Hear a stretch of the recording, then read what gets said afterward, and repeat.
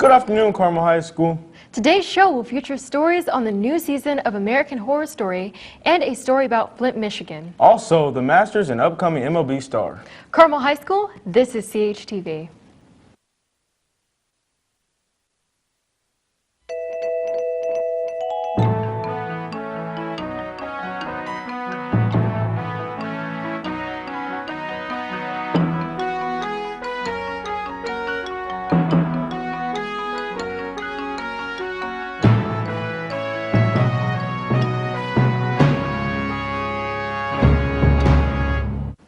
Today in national news, residents of Flint, Michigan are criticizing the state's decision to end free water bottle distribution for the city.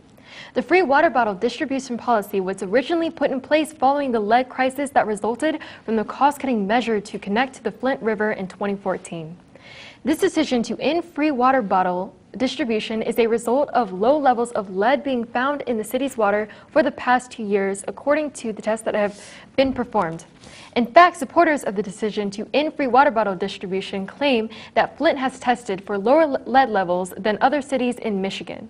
On the other hand, opposers of the decision point out that the city has yet to replace all of the city's lead pipes that were involved in the crisis.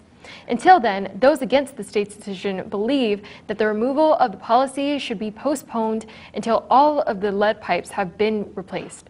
An official date in which the policy will be removed has not yet been announced. In local news, Carmel Clay Schools announced last night that they will not change the high ability program for the upcoming school year. Administrators also canceled a series of informational parent meetings about the topic scheduled this week. An email sent to parents stated instead, the district will conduct a comprehensive survey in coming weeks. To gather parents' thoughts and questions, administrators were looking towards switching to cluster group classrooms. Originally planned for the fall, but was temporarily postponed. The plan was to split up elementary high-ability classes. Parents questioned whether their children would lose out academically. Placing small groups of gifted children in regular classroom is a new concept for the historically high-performing district with currently separate high-achieving students in their own class.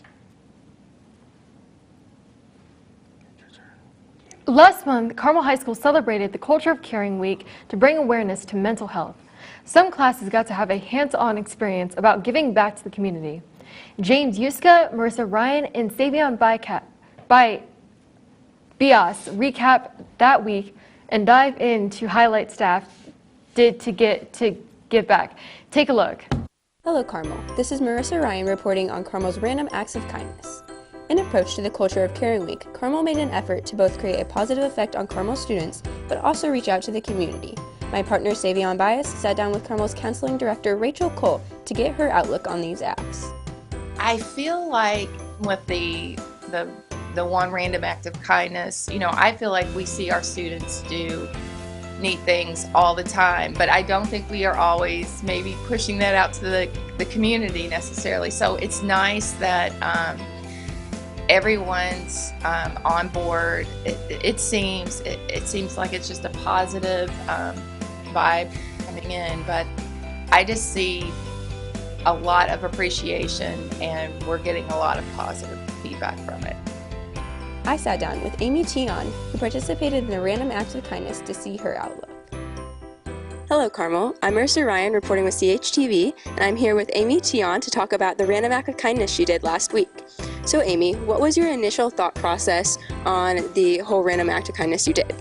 Okay, so basically, the vice principal came into our highlight class and she told us about how Carmel High School was doing the Random Acts of Kindness challenge. And so Mr. Streisel split us into groups, just like based on our table, and then everybody came up with ideas.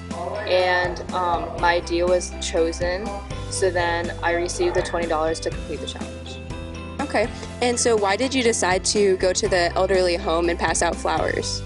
So there's a similar organization called Random Acts of Flowers, and they ask floral shops for their old flowers or flowers they can't sell to customers.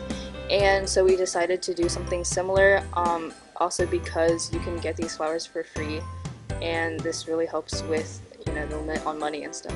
So where did you guys receive the flowers from then? We got most of our flowers from NHS, and then I also asked a local Kroger for their flowers. Okay, so how did this random act of kindness reflect on you? Like, what effects did it have on you? I think it was just really nice passing out the flowers to their nursing homes and assisted homes because everybody was really happy, and there were some people that weren't feeling that well, so it really made their day better. Okay, so how do you think it really affected them? Do you think that they often get these kind of acts of kindness in their nursing home? I don't really think so. A lot of people, like when we showed up at their door with all the flowers, they always asked us like if they had to buy it, or like they were like, oh, like like I don't want flowers, I had to buy it, and then we said that it was like for free, and they were really surprised. Wow, that's so cool. And so what do you think the long-term effects that this will have on you, and what do you hope other students will learn from your random act of kindness? I think this experience really made me like understand the importance of kindness and made me want to do work like this more. And I think like other people being able to see those videos can also experience something similar even if they didn't actually do it. This has been Marissa Ryan, Savion Bias, and James Yuska informing you of how one act of kindness can impact many. Sports, news, Andrew Luck still isn't throwing a regulation football, and the Colts quarterback isn't revealing the timetable on when he will start doing it. Luck told reporters that he wants to head into training camp this summer with no limitations on his surgically impaired shoulder. Luck said, and I quote, "There is a timetable and I'm going to share it with you guys. I'm very, very confident and very, very optimistic, and I'm going to absolutely be fine and come back better than I was. I'll be a better quarterback, a better teammate, and a better person." Luck has not played since the 2016 regular season finale, in which he threw for over 300 yards and 2 touchdowns. Luck began talking to media for the first time since December 29th and was adamant in saying he does not plan to skip any steps during his current rehab. That's part of the reason Luck and the Colts have taken a cautious approach on when he'll throw. The quarterback has been working with a reduced-size football to work on his throwing motion. The Colts organization is going to not rush the process, and ultimately goal is to have Luck return to being a quarterback who didn't miss a meaningful snap during the first 3 seasons in the NFL while leading the Colts to the playoffs in each of those.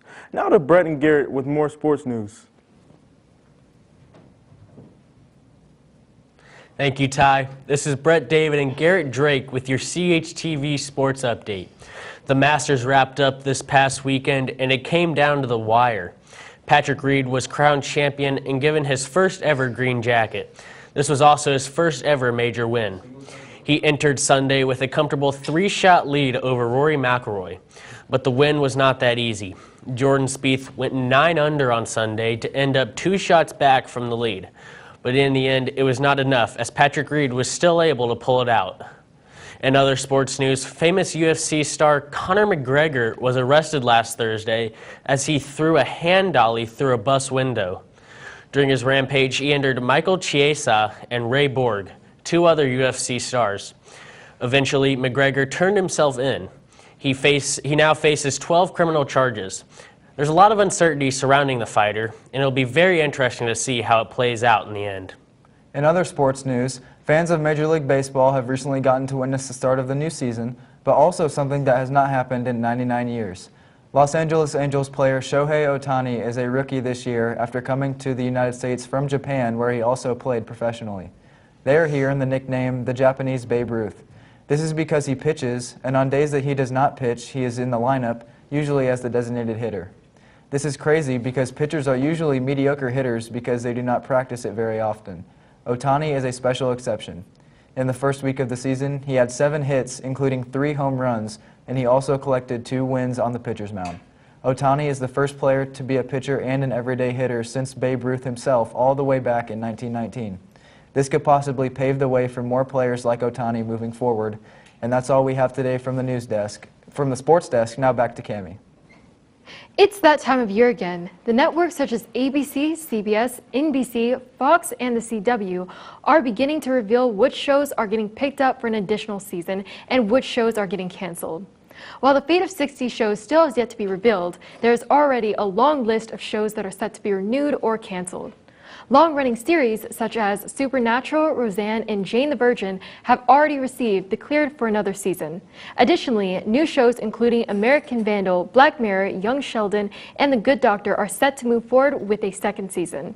On the other hand, networks have chosen to cancel shows such as Netflix's Everything Sucks and Love, as well as ABC's Once Upon a Time. The remaining show renewals and cancellations are set to be announced on May 14th. Now over to Ellen. Hello, Carmel High School. This is Ellen Mattinger with your entertainment update. In more television news, each year, American Horror Story is one of the most anticipated TV series show around. Fans are eager to find out what twisted madness the show's creators will serve up next. Expect that to be no different in the upcoming season. While a final date has yet to be confirmed, American Horror Story Season 8 will air this year. Creator Ryan Murphy has spoken about wanting to wrap up the series before the holiday season. In past interviews with Murphy, he states, "I'll keep doing it for as long as we have ideas and I have momentum. I love doing it." That's all I have for you today, Carmel. Now back to the host desk. Thank you, Ellen, for the entertainment update. Well, that wraps up our show for today. For more stories like this, visit our YouTube channel at CHTV at Carmel Television and our Twitter at CHTV. Thank you for tuning in to this edition of your THTV Afternoon Newscast. Have a wonderful day, Carmel.